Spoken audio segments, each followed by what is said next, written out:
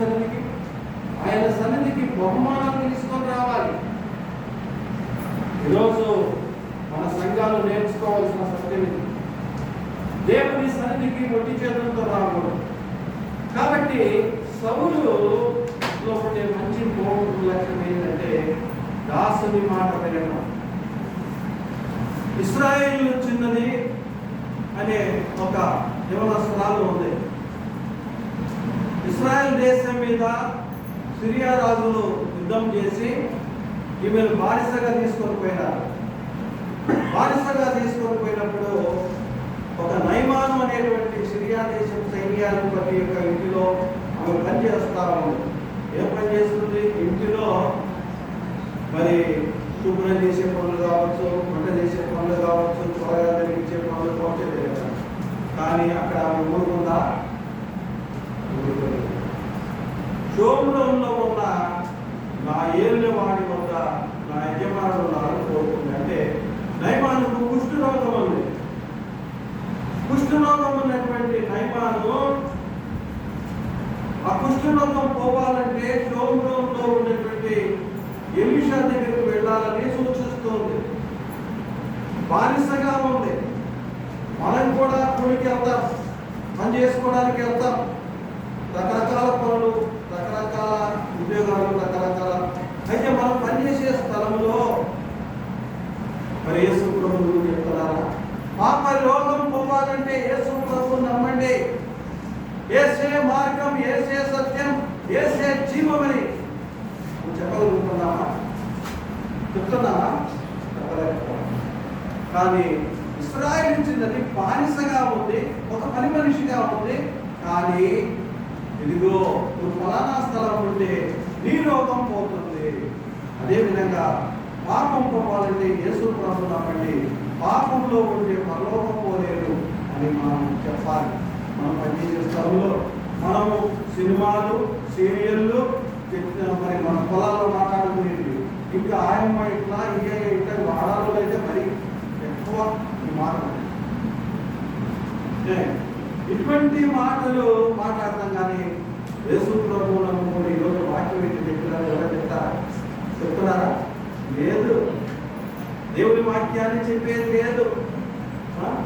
సమస్యలు, తగాదాలు, పోట్లాటలు, లేదంటే అసూయపరమైనటువంటి విషయాలు ఇటువంటి వర్తమానం చెప్తున్నారు. కాబట్టి సౌలు తన దాసుడు చెప్పిన మాటలు విన్నాడు. మనమైతే చెప్పేవరకే మన బాధ్యత.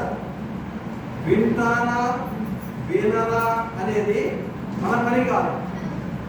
గుర్రాన్ని నీళ్ళ దగ్గరికి తీసుకెళ్తాం, కానీ అది నీళ్లు తాగుతుందో తాగదో మనం ఏం చేయలేము. అదేవిధంగా లోకరక్షకుడైన యేసు ప్రభువు గురించి మన బంధువులకి, మన స్నేహితులకి, ఇరుగు పొరుగు వారికి చెప్పాలి. చెప్పకపోతే మీరందరూ చాలా సంతోషంగా పొలం పనులు చేశారే, మరి ఈరోజు యేసు ప్రభు గురించి ఎందుకు తెలియజేయలేదు, నా గురించి ఎందుకు చెప్పలేదు అంటే రేపు వారు మీ మీద ఆరోపణ చేస్తారు, నా మీద ఆరోపణ చేస్తారు. కనుక మరి సౌలు యొక్క దాసుడు వలె మనము మరి మంచి సలహాలు చెప్పే వారంగా ఉండాలి. స్వీకరించేవడం మన ఇష్టం. తర్వాత దేవుని సమయం కొరకు కనిపెట్టాలి. సౌలులో ఉండే మంచి లక్షణం ఏంటంటే దేవుడు సమూయేలు ద్వారా సౌలును రాజుగా అభిషేకం చేశాడు. కానీ ఆయన ఇంకా పనిలోనే ఉన్నాడు. ఆయన ఇంకా సొంత పనిలోనే ఉన్నాడు. అంటే మనము దేవుని పనికి పిలువబడినప్పటికీ మన పనులు మానకూడదు. మనం పనులు చేసుకోవాలి, వాక్యం వినాలి, ప్రార్థన చేసుకోవాలి. నేను ప్రార్థన చేసుకుంటున్నాను, పనులు మారడము కరెక్ట్ కాదు.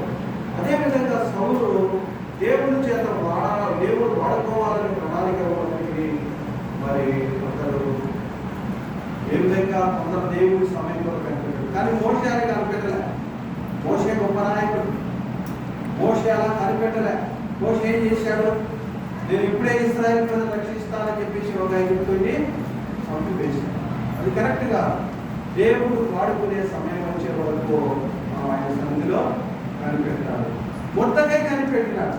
ఎస్తేరు గ్రంథంలో ముద్దకై కనిపెట్టి తగిన సమయం ముందు హెచ్చించబడినట్లుగా ముద్దకై కనిపెట్టాడు. రాజుకి ఎంతో మేలు చేశాడు, రాజుకి ఎంతో మేలు చేశాడు, కానీ బహుమానం రాలేదు, బాధపడలేదు, దిగులు పడలేదు, తన పంతాన్ని చేసుకుంటూ ఉన్నాడు. కానీ ఒకనొక సమయం దేవుడు అనుకున్న సమయం వచ్చింది, ఆ రోజు ప్రధానమంత్రి అయ్యాడు. అవునా కదా? కాబట్టి మనము ప్రార్థన చేయాలి, దేవుని యొక్క సమయం వరకు కనిపెట్టాలి. కానీ మరి అదే విధంగా మనం తొందరపడకూడదు. ఇదిగో అక్కడ యాకోబు కూడా తొందరపడ్డాడు, లేదంటే యాకోబు రిబ్కా కూడా తొందరపడింది ఆశీర్వాదం విషయంలో. దేవుడు నెరవేరుస్తాడని కొంచెం వెయిట్ చేసితే బాగుండేది. తొందరపడే అనవసరమైన సమస్యలు తెలుసుకున్నాడు. మోషే కూడా సమస్య తెలుసుకున్నాడు. ఏమైంది? చివరికి అరణ్యంలోకి మారిపోయాడు. కాబట్టి దేవుడు తన కార్యాలు మన జీవితంలో చేసే వరకు మనం ఏం పడకూడదు, తొందర పడకూడదు అని మనము 4వ విషయంగా తెలుసుకుంటున్నాం. సరే, ఇవన్నీ మంచి విషయాలు సౌలు జీవితంలో. అంతేకాదు, సౌలు జీవితంలో ఇంకొక సంగతి కూడా ఉంది. సౌలు పనికి మాలిన వారి మాటలను వినట్టుగా చెవిటి వాడిలో లేకుంటాడు. పనికి మాలిన వారి మాటలకు కొంతమంది మనం ప్రభుత్వం ప్రార్థన కోసుకుంటే వేదన చేసేవారు, అవమానం చేసేవారు, వాయిపోయిన పరిస్థితులు ఏం మారలేరు, చేసుకుంటూ ప్రార్థన చేస్తారు, కానీ రకరకాలుగా వేదన చేస్తారు. కానీ మనం ఈ మాటలకు చెవిటి వాని వలె ఉండాలి. ఎలా ఉండాలి? చెవిటి వాని వలె ఉండాలి. లోకం ఏలా చేస్తుంది? యేసు ప్రభువుని నువ్వు రాజు అయితే దిగిరా అనేది, యూదుల రాజంట అని యేసు ప్రభుని అవమానించింది. నిన్న అవమానం, నన్ను ఏం చేయడం ఏం పెద్ద విషయమేమి కాదు కనుక.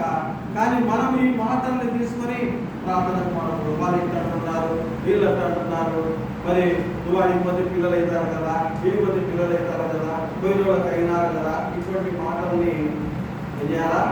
అవి ఎవరి మాటలు? పనికి మాలిన వారి మాటలు, వదరు పోతుల మాటలు, అపాసకుల మాటలని. తర్వాత 5వది అవివేకము పని చేశాడు సౌలు. ఏం పని చేశాడు?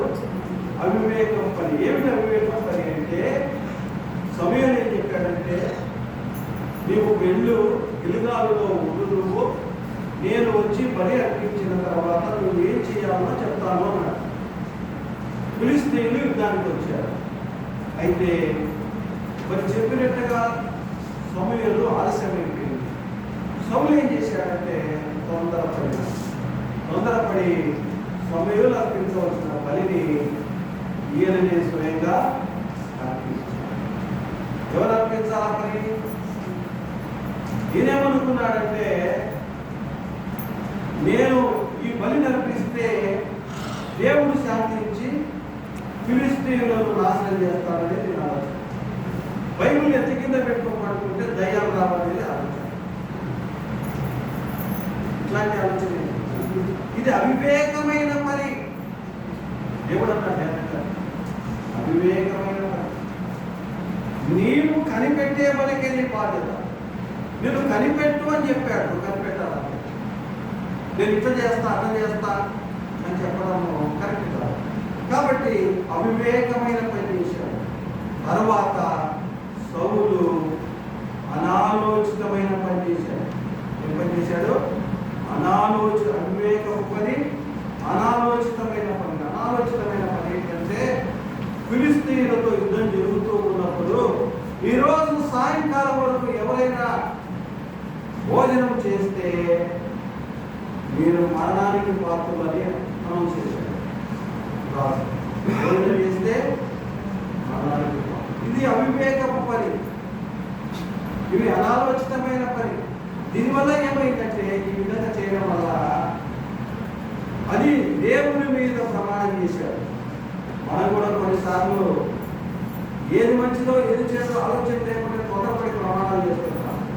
ఒడ్డు పెట్టుకోవద్దు, ప్రమాణాలు చేయొద్దు, శపథం పట్టద్దు, శపథాలు చేయకూడదు. అప్పుడు ఆ విధంగా శపథం చేయడం వల్ల సొంత కుమారుడి మీదకి మరణం రావాల్సి వచ్చింది. ఆ విధంగా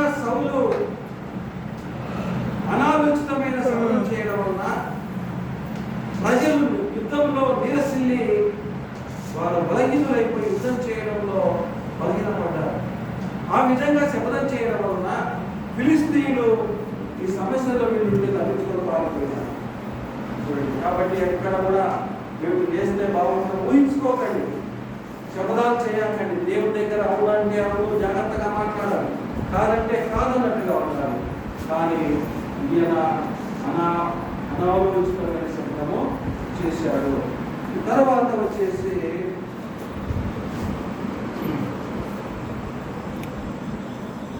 సౌలు 7వ ఏంటంటే సౌలు చేసిన తిరుగుబాటు.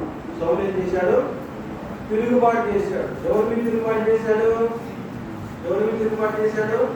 దేవుని మీద తిరుగుబాటు చేశాడు. ఇంకే చూడండి, ఎవరి మీద? దేవుని మీద ఎలా తిరుగుబాటు చేశాడు? అమాలేకీయులను సమూలంగా నాశనం చేయమని చెబితే ఏం చేశాడు? ప్రజలందరినీ నాశనం చేశాడు.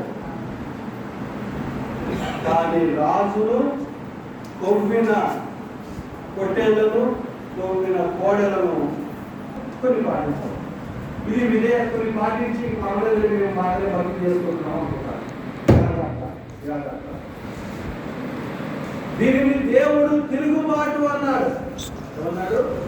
కొన్ని పాటించి కొన్ని పాటించకపోతే తిరుగుబాటు అది విధేయత కాదు, అవిధేయతనే. కాబట్టి మన జీవితాల్లో దేవుని యొక్క వాక్యానికి మనం ఎంతవరకు ప్రాధాన్యత ఇస్తున్నాం, ఎంతవరకు మనం విలువనిస్తున్నాం అంటే మరి కొన్ని పాటిస్తున్నాం, కొన్ని పాటించట్లేదు. కొన్ని విషయాల్లో బాగా భక్తిగా ఉంటున్నాం, ఇక భక్తి పనులు మన యొక్క ఉపాసన కానీ మనం వీటికి వెళ్ళి మాట్లాడే పదాలని కాబట్టి ఇలా చేస్తే మనము దేవుని మీద తిరుగుబాటు చేసిన వారమే అని గమనించాల్సి వస్తుంది. సౌలు ఎలాంటి వాడంటే ఆచారాలు పాటిస్తే చాలు, నేను ఆచారాలు పాటిస్తే చాలు, ఇంకేం చేయాల్సిన ఒక భక్తికి సరిపోవచ్చు. అంటే ఆచారాలు అంటే అనుభవాన్ని వెళ్ళి దొడ్డి గురించి నేను కానకేసేస్తే చాలు, ఇట్లాంటి భక్తులు. ఇది సరిపోదు.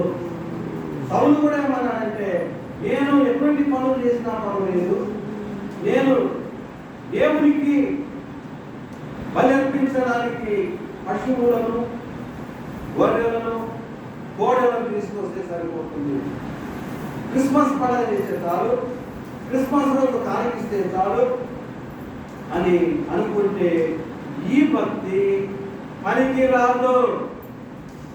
ఈ భక్తి పరలోకము చేర్చదు. ఓ క్రైస్తవుడా, ఒక్క నిమిషం ఆలోచించు. ఈ భక్తి పరలోకము చేర్చదు. కాబట్టి జాగ్రత్త. సౌలు జీవితము మనల్ని హెచ్చరిస్తూ ఉంది. మరి నీవు ఆచార సాంప్రదాయాలు పాటించే మతస్థుల్లాగా ఉన్నావా? తర్వాత దావీదు సౌలు చేసిన తప్పేంటంటే 9వ పాయింట్, దావీదు మీద పగబట్టి జీవిత కాలం అంతా వ్యర్థంగా గడిపేస్తున్నాడు. అనుదినము వెలుగుతూ వచ్చాడు. ఎవరు వెలిగినాడు? ఏమ్మా ఎవరు వెలిగినాడు? దావీదును చంపాలని వెలిగాడు. అనుదినము జీవిత కాలం అంతా. దీని అర్థం ఏంటంటే మనలో పగ, ద్వేషము మన జీవితాన్ని కాల్ చేస్తుంది. ఇతరుల మీద మనం పగ పెట్టుకోకూడదు, ఇతరుల మీద ద్వేషం పెట్టుకోకూడదు, ఇతరుల మీద అసూయ పెట్టుకోకూడదు. అది మన జీవితాన్ని నిలువునా కాల్ చేస్తుంది. చూసారా? దావీదు మీద చంపడానికి చూపలేదు కదా, అమాలేకీయులను చూపింటే ఎట్లా ఉండేది? ఎంతో బాగుండేది. దావీదు మీద కోపం వచ్చినప్పుడు లేదా అసూయ వచ్చినప్పుడు మరి దేవుని సన్నిధిలో గడిపితే తన జీవితం అంతా వ్యర్థంగా అయిపోయింది. మన జీవితాలు కూడా కోపము, అసూయ, ద్వేషము పెట్టుకుంటే వాటితోనే మన జీవితం కాలిపోతుంది, మన భక్తి జీవితం నాశనం అయిపోతుంది. కాబట్టి మనం చేయాల్సిన పని ఏంటంటే మనం ప్రార్థన చేయాలి, అసూయను తీసేయమని ప్రభువుని అడగాలి, ద్వేషం తొలగించమని కోరుకోవాలి. మనం హింసించిన వారి కొరకు మనం ఏం చేయాలా? ప్రార్థన చేయాలి. కానీ అసూయ పెట్టుకొని నేనేం చేయలేను, ఎవరు కూడా ఏమీ చేయలేమని అవి గమనించాలి. తర్వాత సౌలుకు ఒకటి తెలుసు, దావీదునకు దేవుడు తోడై ఉన్నాడు అని తెలుసు. తెలుసా తెలియదా? తెలుసు. కానీ అతన్ని నమ్మడానికి కూర్చున్నాడు. దేవుడు అతని పక్కన ఉన్నాక నమ్మగల దేవుని శక్తి కంటే తన శక్తి గొప్పగా. చూడండి, దేవునికి వ్యతిరేకంగా ప్రయాణిస్తున్నాడు. మన జీవితాల్లో కూడా దేవుని విషయం తెలుసుకోకుండా మరి ఇలా ప్రయాణించడం దేవుడు అతనికి కూడా అపోస్తల కార్యముల గ్రంథంలో కూడా మేము దేవుని మాట వినవలెనా మీ మాట వినవలెనా అని పేతురు యోహానులో సువార్త ప్రకటించకుండా ఉండలేమని చెప్పేది. కాబట్టి మనం దేవుని మాటని వినాలి. దావీదు లాంటి మరి ఏంటంటే దావీదు దేవుడు తోడై ఉన్నాడని తెలిసి కూడా దావీదును చంపడానికి ప్రయత్నించడం అనేది కాదు. తర్వాత సౌలును దేవుని ఆత్మ విడిచిపెట్టి వెళ్ళిపోయింది. అవేంటి మరి సౌలుకి ఏమొచ్చింది? దురాత్మ వచ్చింది. ఇప్పుడు ఏమొచ్చినాయి అతనికి? కోపము, అసూయ, ద్వేషము, మత్సరము, హత్యలు, దురాఘాతాలన్నీ ఈ చెడ్డవన్నీ దురాత్మల చేత వస్తాయి. ఎప్పుడైతే మన హృదయంలో యేసు ప్రభువుకు స్థానము లేదో, దేవునికి చోటు ఎననందున దేవుడు వారిని భ్రష్ట మనసుకు అప్పగించెను. ఏ మనసుకు అప్పగించినాడు? దయ్యపు మనసు, అపవిత్రాత్మ మనసు. ఎవరైతే యేసు ప్రభువుని గురించి విని తెలుసుకొని వారు మారు మనసు పొందకపోతే దేవుడు ఏం చేస్తాడు? భ్రష్ట మనసుకు అప్పగిస్తాడు. సుమి భ్రష్ట మనసుకు అప్పగిస్తాడనే సంగతిని మనం తెలుసుకోవాలి. తర్వాత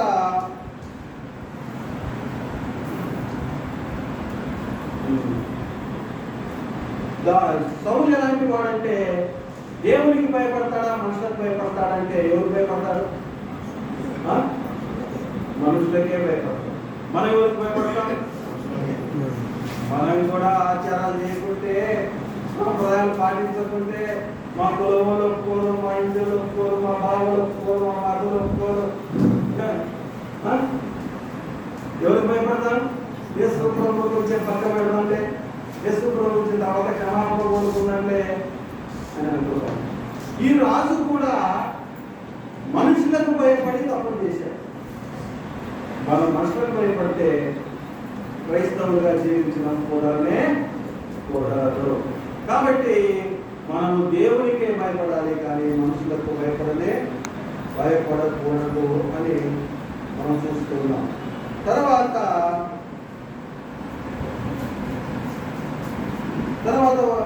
మరి పాయింట్ ఏంటంటే, సౌలు బాహ్య రూపం బాగుంది.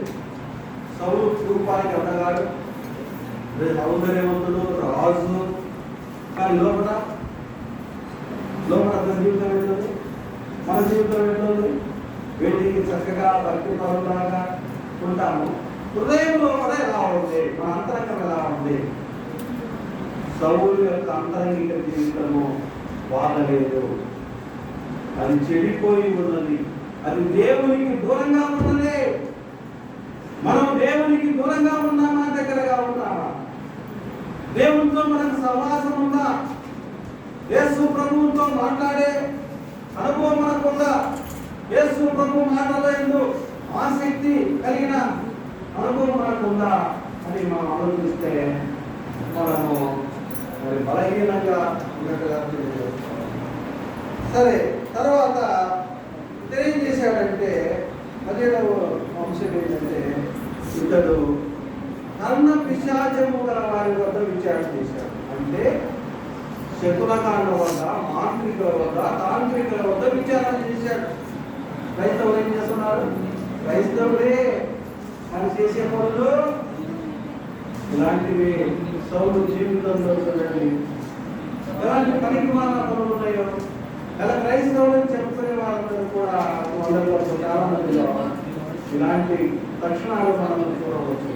కాబట్టి మంచి క్రైస్తవుడు ప్రభువు దగ్గరనే తెలుసుకుంటాడు, ప్రభు సన్నిధిలోనే ప్రార్థన చేస్తాడు, మరి ప్రభువుతోనే తన జీవితాన్ని తన సమాధానాన్ని కొనసాగించుకున్నాడు. తర్వాత యేసు ప్రభు ఒక ఉపమానం చెప్పాడు. ఏంటంటే ఫలించని చెట్టు. ఫలించని చెట్టు ఏమైంది చెప్పించాడు. ఫలించకపోతే ఫలించడం గురించి ఎవరు చెప్పారు మధ్యాహ్నం? ఎవరంటే కుమారుడు. ఫలించడం లేదు జీవితంలో, ఫలించని చెట్టు. యేసు ప్రభు మరి దీన్ని తొలగించేయండి అన్నారు. కాబట్టి ఫలించని చెట్టు సౌలును దేవుడు కనపరిచాడు. దేవుడిని సౌలు కనపరచాడు. దేవుడు కనపరిచాడు. ఎక్కడో మనం పశువులను మరి వెతుకుంటూ వచ్చినట్టు తీసుకుపోయి ఆలోచన చేస్తే దేవుడికి మనం గౌరవించినాడా? ఈరోజు నీకు ఆరోగ్యము, నెమ్మది, సమాధానము, ఆస్తులు, స్థితులు అన్నీ ఇస్తే నువ్వు దేవుడిని కనపరుస్తున్నావా? నీకు ఇచ్చిన ఆరోగ్యం చేత నీకు ఇచ్చిన ప్రభుత్వం కావాలంటే ఎంత యాక్టివ్గా పడుతున్నావు, ఎంత విసురుగా ఉన్నావు. కాబట్టి మనము దేవుణ్ణి గణపరచాలి. మనకి ఇచ్చిన స్థితిని బట్టి మనం దేవుని గణపరచాల్సి ఉంది. తర్వాత చివరిగా మనం గమనించాల్సిన మాట ఏంటంటే అతని జీవిత ఆరంభం కంటే అంతము చాలా విచారకరంగా. ఆరంభం బాగుంది, అతని మరణము చాలా బాధాకరమైనది. అతని జీవితం యొక్క ముగింపు అసలు బాగా. మన జీవితం యొక్క ముగింపు ఏంటి? సౌలు అన్నాడు మంచి పౌలు అన్నాడు మంచి పోరాటము పోరాడి నా పనులు పడవలో ముగించుకునేది. మరి మనం ఈరోజు మరణం అనేది మన దగ్గరికి వస్తే నేను ప్రభు కోసం చేయగలిగినంత నమ్మకంగా బ్రతకని చెప్పగలమా? కాబట్టి సౌలు జీవితంలో మనకు దాదాపు 20 పాఠాలు, జీవిత పాఠాలు సౌలు జీవితంలో వాటిని నేర్చుకొని మన జీవితాల్లో ఉన్న లోపాలను సరి చేసుకొని మన యాత్రలో మనం ముందుకొనసాగాలని తెలియజేసుకుంటూ ఉన్నాను. ఇంకా ఎవరైనా యేసు ప్రభువును నమ్మకపోతే నమ్మండి. నమ్మిన వారు ఉంటే మన జీవితాల్లో ఉండే లోపాలను సరి చేసుకుని మంచి క్రైస్తవులుగా జీవించాలని యేసు ప్రభువు నామములో కోరుతూ ఉన్నాను.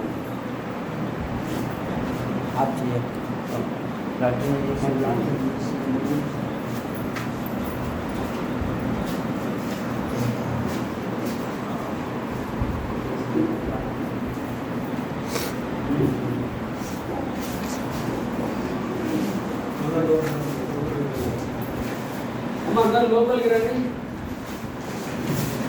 అందరు లోపలికి రండి. సహోదరులారా, వచ్చిన మీ అందరికీ ప్రత్యేకమైన వందనాలు. ప్రేరకు మీరందరూ కూడా మీ యొక్క ప్రయాసలు, మీ సంఘాల్లో అవుటి నుంచి, అడుగు నుంచి, పుస్తకాల నుంచి మా సహోదరులందరూ కూడా మనల్ని ప్రేమించి మా సంఘాన్ని ప్రేమించి వచ్చినందుకు ప్రత్యేకమైన వందనాలు. రేపల్ల నుంచి ఎంతో కష్టపడి నాలుగు పరిస్థితున్న ఆయన పిలుపుని నిజంగా వాస్తవంగా ఈ దేశంలో ఆయన రాలేని పరిస్థితి, కానీ మంచి వాక్యం అందించారు. ప్రత్యేకమైన వందనాలు. సహోదరుల స్థానికులు మరింత కష్టపడి మరి వారు కష్టపడిన ద్రవ్యాన్ని ఇచ్చి ఇక్కడ సహోదరులు వస్తారు అనగానే కష్టపడి కష్టపడి సహోదరుల వంటలు అన్ని విషయాలుగా సహకరించి చేసినందుకు సంస్థలు కూడా ప్రత్యేకంగా తెలియజేస్తున్నాను. సహోదరులారా, ఇంతవరకు ఉన్న వాక్యాన్ని మరొక ప్రభుత్వం అలాగే నీకు జరుపుకునేదానికి మనం చేయాలి. ఇస్తేనే ఇలాగా మన సహోదరులు ఈ విషయాలు బాగా బయలుపరిచినారు. ఇవ్వాలి, ఒట్టి చేతులతో మనం పొలాలలో కానీ ఎక్కడైనా యేసు ప్రభువుల గురించి అయ్యా రాత్రి మన ఆయన ఎంత మంచి వాక్యం చెప్పాడు అనే వివరణ చేసుకుంటే ఎంతో ఫలిస్తారు అనే సంగతి కూడా చక్కగా మనం బోధించినారు. మరి వీటన్నిటిని మనం తర్వాత ఇందాక మనం హిందూ మన మధ్యకు వచ్చినారు. అలాంటి వారిని మనం ఇట్లాగే తీసుకొని వచ్చి వారు కూడా చేతులు చాపి అమ్మ నా ఊరికి ప్రభు పిల్లలకే వస్తున్నారంటున్నారు కదా, బియ్యం తీసుకుపోండి, ఇది చేసుకోండి అని వాళ్ళు నోరు తెరిచి ఎట్లాగైతే చెప్పారు, మీరు కూడా ఈ కల్పన కథల మాటలు మాని ఇలాగ సౌలు గురించి చెప్పినప్పుడు ఆయన జీవితాన్ని గురించి తెలియజేస్తూ చివరిలో చూసి సందర్భంలో మనకు బయటపడుతున్నారు. నిజంగా మనం అట్లాంటి మాటలు మానుకొని మనం నిజంగా యథార్థంగా భక్తి కలిగి ఉంటే అనేకులకు మన మీద దేవుడు నేరము మోపకుండా దేవుడి సువార్తగా మన సేవలో ప్రకటిస్తే రేపొద్దున దేవుడు నా బిడ్డ కలుపు తీస్తూ చెప్పింది, నాటు వేస్తూ చెప్పింది అని చెప్పేసి దేవుడు మన మీద నేరం మోపకుండా ఉన్నాడు. లేకపోతే ఇందాక సౌలు రాజుగా ఉండవలసిన వాడు దావీదును చంపుకుంటూ కాలమంతా వ్యక్తంగా గడిపి దేవుని సన్నిధిని పోగొట్టుకున్నాడు. అలా కాకుండా ఉన్న స్థానిక సంఘస్థులందరూ కూడా దేవునికి యథార్థమైన భక్తి కలిగి చిన్న మంద మనం విస్తరించాలంటే మీ ద్వారానే మీరందరూ కూడా యథార్థంగా ఉంటే ఇంకొక ఆత్మ మిమ్మల్ని చూసి వస్తుంది. మీలో రోడ్లు కనపడుతుంటే ఏ ఆత్మ రాదు, వస్తుంది ఎక్కడ. 4 రోజులు బాగా ఉండి బూతులు చెప్పడమో ఏదో చేస్తామో ఉంటే ఎవరు వస్తారు చెప్పండి మన సంఘానికి? ఎవరు కూడా. కాబట్టి మనం అందరం కూడా భయభక్తితో దేవునితో చక్కగా నడుచుకుంటూ కొనసాగనే మనం దేవుని దాసులు ఉదయం నుంచి సాయంత్రం వరకు మనకు అనేక సంగతులు చెప్పారు. మీరు వాస్తవంగా వాళ్ళు చేసిన ప్రసంగాలలో ఒక్క ప్రసంగం నాకు జ్ఞాపకం ఉంది, భలే చెప్పాడు ఒక ఆయన. చెప్పండి ఈ ప్రసంగాలలో ఒక ప్రసంగం ఒక ఆయన ఇళ్ళలోన నేను మొదట వస్తేనే కొన్ని సంగతులు చెప్పాడు, నాకు తెలుసు. కానీ మీకు ఆ సంగతులు ఏమో తెలుసా?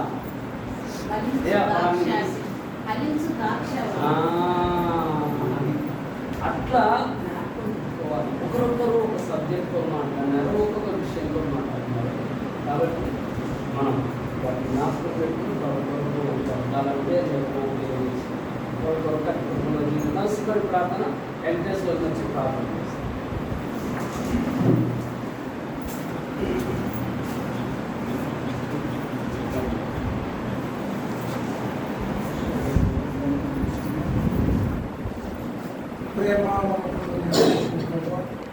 ఈ ఘనమైన నామానికి వందనాలు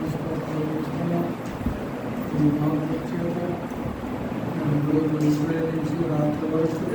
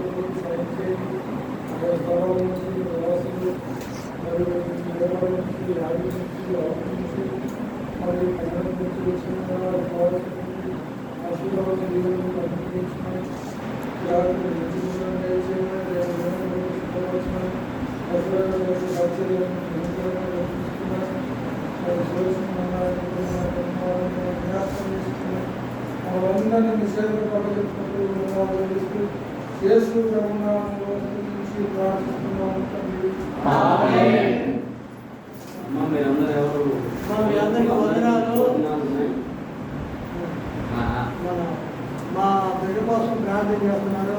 ఈ ప్రార్థనలో అలాగే కొనసాగియండి, అలాగే చేస్తూ ఉండండి. మీ అందరికీ ఒక ప్రకటన.